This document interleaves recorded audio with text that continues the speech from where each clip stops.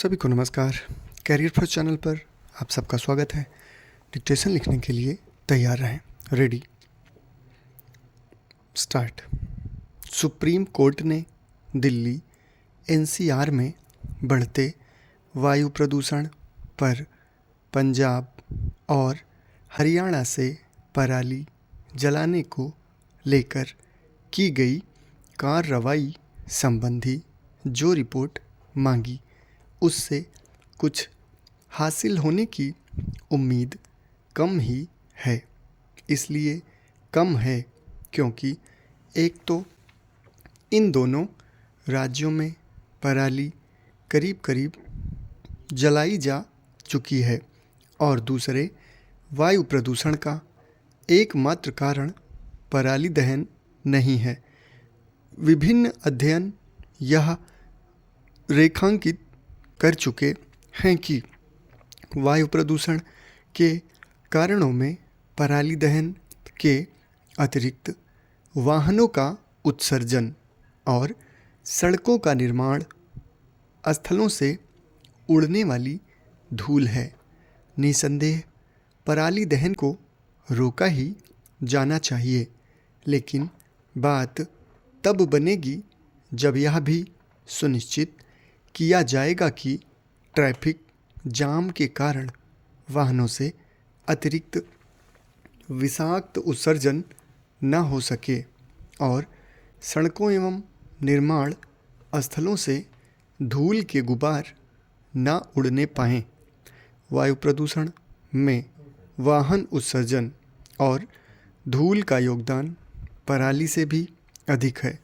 बरसात में तो सड़कों एवं निर्माण स्थलों से धूल उड़नी कम हो जाती है, लेकिन वाहन उत्सर्जन बढ़ाने वाला ट्रैफिक जाम वर्ष भर की समस्या है।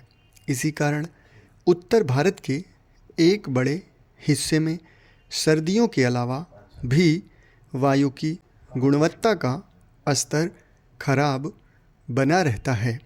समस्या यह है कि हवा की गुणवत्ता में तनिक सुधार आते ही प्रदूषण रोधी एजेंसियों के साथ सरकारों और सुप्रीम कोर्ट के लिए वायु प्रदूषण कोई समस्या नहीं रह जाता।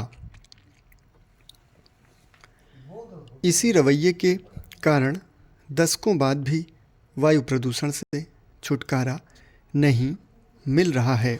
कम से कम सुप्रीम कोर्ट को तो यह समझना होगा कि वायु प्रदूषण से मुक्ति तब मिलेगी जब उससे निपटने के उपाय वर्ष भर किए जाएंगे और प्रदूषण बढ़ाने वाले सभी कारणों के निवारण पर जोर दिया जाएगा।